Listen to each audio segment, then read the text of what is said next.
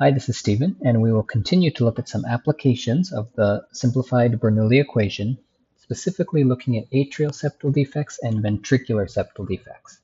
And so let's look at our typical four-chamber view. We've got our LA emptying into our LV, our RV, and RA.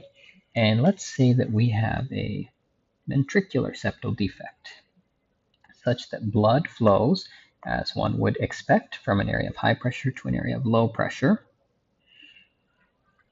How can we use this to our advantage? Well, this would be our high pressure, and this would be our low pressure.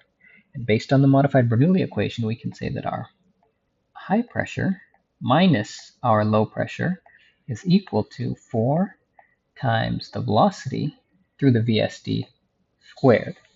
Now this brings up an important point. So we would put our color Doppler trace right here, and you note that my yellow line and my green line are actually they're not parallel, and that's a problem. When you're measuring the frequency change and then the computer is calculating that into an estimated velocity, you need to be parallel. But the closer you are, if you're completely parallel, you'll have a perfect measurement. And if you are completely perpendicular, your measurement will be 0 because it's due to the cosine theta of that theta between them. But bottom line, the more parallel you are, the more accurately you will measure flow. And so this is a problem. So actually for a VSD, I would use a different view. Let's say we use the, how about we look in this view, the left atrium emptying into left ventricle. You've got your aortic valve, aortic outflow, little thickness to the LV there.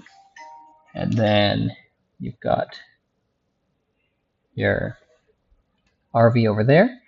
And now we may see flow that's flowing right here in our from our area of high pressure in the left ventricle to our area of low pressure in the right ventricle. And now if I drop my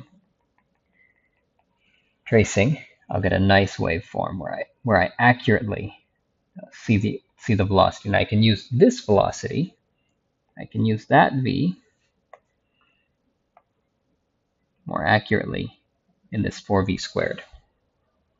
Similarly with atrial septal defects, again, the same idea of blood flowing from an area of high pressure to area of low pressure, and you would say that your high pressure minus your low pressure, or the peak gradient, is equal to 4V squared. And we have the same concern where we need to be as parallel to the blood flow as possible, and so a subcosta view will actually be usually what we'll use for atrial septal defects when we're trying to get a good velocity measurement. And so in this way, if we know the pressure in the left atrium, we can figure out the right atrium, or if we know in the right atrium, we could figure out in the left atrium. Similarly, if we know the pressure in the left ventricle, we could figure out the right ventricle, or vice versa.